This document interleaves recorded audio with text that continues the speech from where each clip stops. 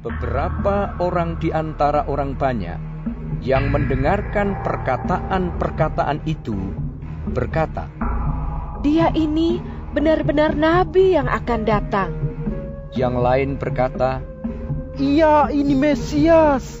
tetapi yang lain lagi berkata, Bukan, Mesias tidak datang dari Galilea, karena kitab suci mengatakan bahwa Mesias berasal dari keturunan Daud dan dari kampung Betlehem, tempat Daud dahulu tinggal. Maka timbullah pertentangan di antara orang banyak karena dia. Beberapa orang di antara mereka mau menangkap dia, tetapi tidak ada seorang pun yang berani menyentuhnya.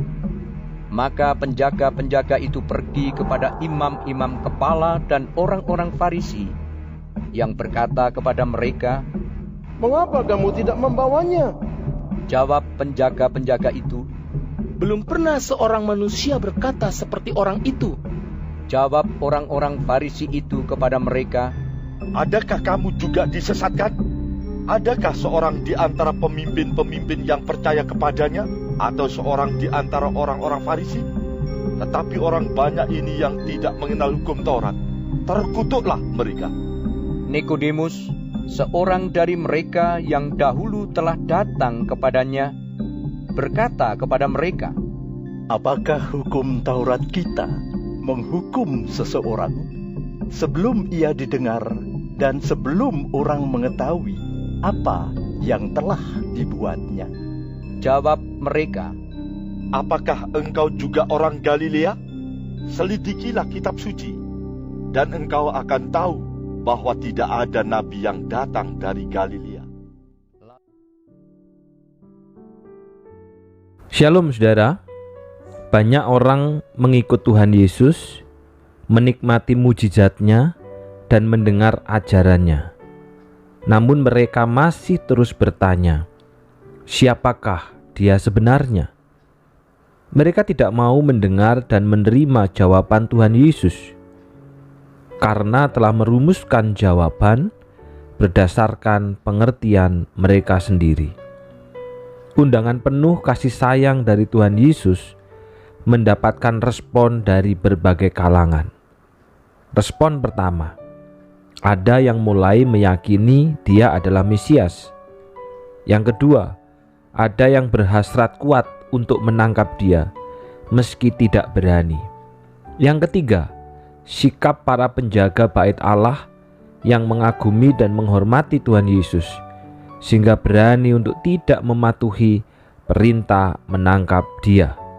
Dan respon yang keempat, kelompok Farisi yang berkeras hati dan sombong tetap menolak Yesus.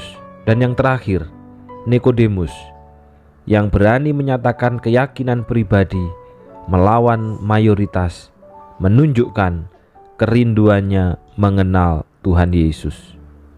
Saudaraku, firman Tuhan hari ini merupakan peristiwa yang terjadi ketika Yesus mengajar di Yerusalem pada waktu hari raya Pondok Daun.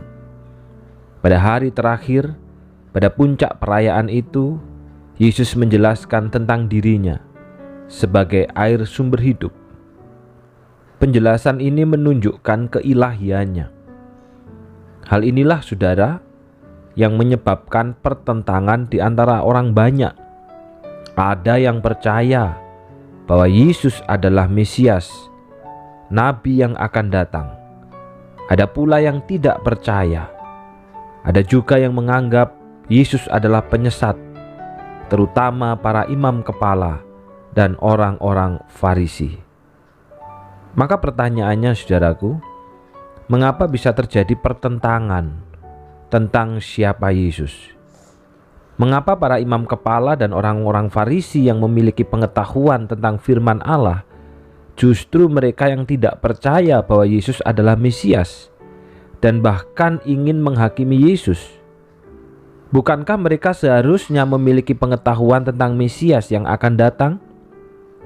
Bukankah Tuhan Yesus sudah membuktikan dengan segala pengajaran dan perbuatannya yang sudah disaksikan oleh banyak orang? namun mengapa mereka tetap tidak mau percaya? Saudaraku, hal itu disebabkan karena mereka tidak mau membuka hati untuk mendengar. Mereka telah terjebak dalam pengetahuan mereka yang mereka anggap sudah cukup untuk dapat menilai dan menghakimi orang lain. Keengganan mereka untuk mendengar telah menghalangi mereka untuk melihat kebenaran yang sesungguhnya di dalam diri Tuhan Yesus Kristus. Menghadapi pertentangan tentang Yesus, saudara, Nikodemus menunjukkan sikap yang berbeda. Dia tidak terburu-buru menilai, bertolak dari ketentuan hukum Taurat yang ia ketahui. Ia mengingatkan semua orang untuk mendengarkan dia dan mengetahui apa yang diperbuatnya sebelum menilai. Dalam ayat yang ke-51 dikatakan, apakah hukum Taurat kita menghukum seseorang sebelum ia didengar dan sebelum orang mengetahui apa yang telah dibuatnya? Saudaraku, sebelum peristiwa ini, Nikodemus telah bertemu secara pribadi dengan Yesus, bertanya kepadanya dan mendengarkannya. Inilah yang mengubah sikap dan penilaian Nikodemus terhadap Yesus. Sibuk melayani seperti para imam dan berpengetahuan seperti orang-orang Farisi tidaklah cukup untuk memahami kebenaran yang sesungguhnya apabila kita tidak membuka hati dan telinga yang sungguh-sungguh mendengar dan menyambut firman Tuhan.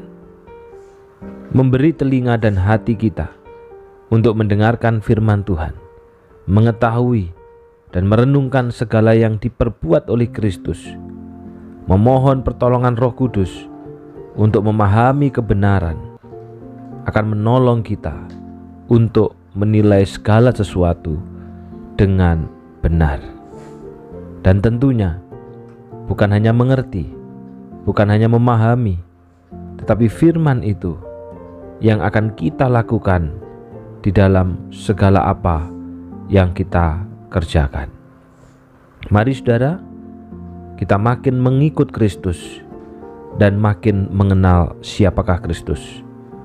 Makin lama menjadi pengikut Kristus, maka hidup kita, kata-kata kita, pikiran kita, perbuatan kita harus makin mencerminkan Yesus Kristus. Mari kita berdoa. Bapa yang di surga, hari ini kami diingatkan kembali Bapa, bahwa semakin lama kami menjadi seorang Kristen, maka sudah seharusnya hati kami, pikiran kami, batin kami, perbuatan kami, keputusan kami mencerminkan Kristus yang kami percaya. Jangan sampai kami mengaku sebagai pengikut, tetapi sesungguhnya kami tidak mengenal siapakah Kristus. Oleh karena kami tidak membuka hati kami, tidak membuka telinga kami, tidak membuka untuk mendengar firman Tuhan, menegur dan mengingatkan kami. Tolonglah kami ya Bapa, di dalam minggu Advent yang keempat ini, kami boleh mengalami perubahan dan pertobatan. Semakin lama kami menjadi seorang Kristen, maka makin banyak hidup Kristus yang kami tunjukkan lewat hidup kami. Secara khusus berdoa untuk saudara kami, keluarga kami, untuk Deska yang hari ini bertambah ulang tahun di dalam kemurahan Tuhan. Kiranya Tuhan menggenggam erat Deska. Ketika masih masa anak-anak sekolah minggu, Deska telah mendengar firman yang hidup itu, dan kiranya firman itu bertumbuh di dalam hidupnya, dan biarlah iman itu yang akan menolongnya untuk terus berjalan di dalam pimpinan Tuhan. Demikian juga berdoa untuk Bapak Yudi Wijaya Chandra, suami daripada Ai Chen Chen. Kiranya juga Tuhan menolong di dalam hidupnya, di dalam pergumulannya, di dalam kehidupan keluarganya, di dalam imannya. Kiranya Tuhan yang memberikan kekuatan dimanapun berada. Biarlah kesetiaannya kepada Tuhan tidak pernah berubah. Demikian juga mengingat Tuhan untuk gladi bersih Natal yang akan dilaksanakan pada hari ini. Kiranya Tuhan menolong Lesenuel, yang akan memimpin di dalam geladi bersih ini. Kiranya Tuhan berkati, berikan kesungguhan hati kepadanya untuk mempersiapkan setiap pekerjaan dan pelayanan Tuhan. Itu adalah untuk kemuliaan nama-Mu. Demikian juga hamba-Mu yang akan menyampaikan firman Tuhan. Tuhan kiranya pimpin sehingga di dalam masa Natal nanti, ketika seluruh keluarga berkumpul bersama-sama, mereka mendapatkan firman yang hidup, yang mereka terima dengan hati yang terbuka, dengan pikiran yang terbuka, sehingga mereka hidup menurut jalannya Kristus. Terima kasih Bapa, dalam nama Tuhan Yesus kami sudah berdoa. Amin. Selamat ulang tahun untuk Deska. Selamat ulang tahun juga untuk Bapak Yudi Wijaya Chandra. Kiranya berkat rohani yang dari sorga menyertai. Tuhan memberkati.